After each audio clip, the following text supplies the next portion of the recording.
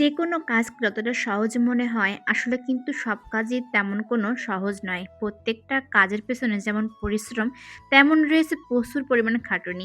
আসসালামু আলাইকুম, সবাই কেমন আছেন? আপনাদের ভাইয়ার কাছে ছোট্ট একটা আবদার করেছিলাম। বলেছিলাম যে আমার একটা রান্নাঘর দিতে হবে। রান্নাঘরটা ছিল অনেক আগের, কিন্তু চারিপাশে তেমন কোনো বেড়া ছিল না। আর দেখতে তেমন একটা ভালোও ছিল না। শুধু ছিল উপরে কিছু টিন আর একটা চুলা ছিল আর একটা বড় একটা খাট ছিল। ওই ভিডিওটা স্কিপ হয়ে গেছে, এজন্য দেখাতে পারলাম না। হাটে গিয়েছিলাম আপনাদের ভাইয়া এবং আমি বেড়া কিনতে। তো বেড়াটা ছিল 12 হাতের বেড়া। তো ওটা আনার পরে চারিপাশে দেওয়ার পরে এক অংশ ফাঁকা ছিল। আপনাদের ভাইয়া বলল যে এটা তুমি রান্না করতে থাকো, তারপরে সময় করে আমি মিস্ত্রি নিয়ে এসে তোমার রান্নাঘরটা তৈরি করার ব্যবস্থা করে দিব। মিস্ত্রিটা ছিল আমাদের পরিচিত, তাই তার হাতে অনেক কাজ ছিল। আর তারা হাতের কাজটা এত পরিষ্কার, সেটা বলার বাহিরে ছিল। আর উনি এসে আমাদের মনের মতো কাজগুলো গুছিয়ে দেয়। প্রথমে বাঁশগুলো সাইজ করে কেটে নিল, তারপরে এটাকে আস্তে আস্তে বেড়ার উপরে লাগিয়ে দিবে। তো উনি যখন কাজগুলো করছিল, তখন আমার ছেলেটা অনেক বেশি দুষ্টুমি করছিল। আমি বারবার বলছি, বাবা তুমি চলে আসো, আর ভাইটা বলছে সমস্যা নাই আপু, বাবুরা এরকম করে। আমি মনে করেছিলাম রান্নাঘর তৈরি করতে বেশি সময় লাগবে না, খুবই কম সময় লাগবে, আর কাজটা মনে হয় খুবই সোজা।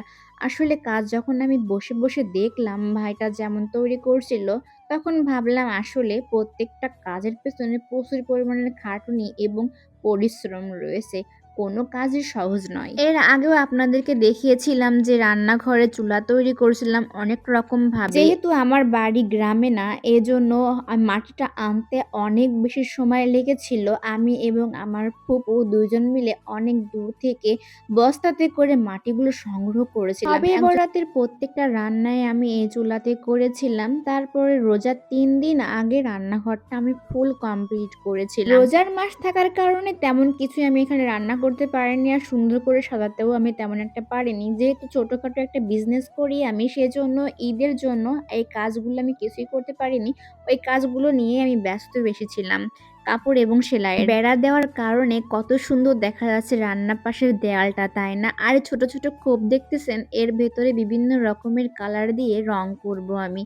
আসলে রান্নাঘরটা আমার অনেক বেশি শখের। এর আগেও একটা রান্নাঘর তৈরি করেছিলাম ক্ষণস্থায়ীভাবে ওটা। আসলে আমরা বেশিরভাগ মানুষই গ্যাসের চুলায় রান্না করি।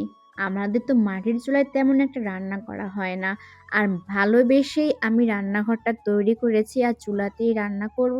আর বাদবাকি প্রত্যেকটা ভিডিও আপনাদের সাথে শেয়ার করব ইনশাল্লাহ। আমার ভিডিও যদি আপনাদের ভালো লেগে থাকে, অবশ্যই আমার পেজটা ফলো করে সাথে থাকবেন এবং আমার ইউটিউব চ্যানেলটা সাবস্ক্রাইব করে দিবেন। এটা আপনাদের কাছে এই বোনের একটা আবদার। আপনাদের যদি এই ধরনের ব্লগ ভিডিও ভালো লাগে, সেটাও কমেন্টে জানাবেন। আর যদি মনে হয় ফেসবুকে টিপস সম্পর্কে কথা বলবো, সেটাও জানাবেন কমেন্টে।